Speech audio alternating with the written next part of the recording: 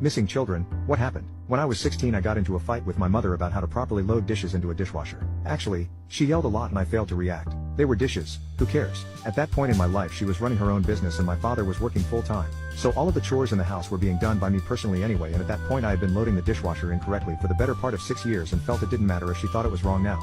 Well, I decided that telling her that was the way to end the argument. As you can probably predict, it did not. She threw me out of the house. In typical teenage fashion, I told her if she threw me out then I wasn't coming back. At that point she had escalated to white-hot rage and said something like, "We don't want you here anyway." Well, that was all I needed. And really she should have been paying better attention to me. See, I had gotten a job as soon as I had turned 14 and I had purchased my own car. I had been buying my own clothes and things for years with money from that job. I left and could honestly say that I hadn't taken anything from the house that I hadn't personally paid for. To that end, I left my cell phone on the table. They had no way to get in contact. So, hours later when my mother's anger faded and she realized that she had just thrown her 16-year-old child into the streets over the dishes, she called the police. Well, the police showed up and heard her out.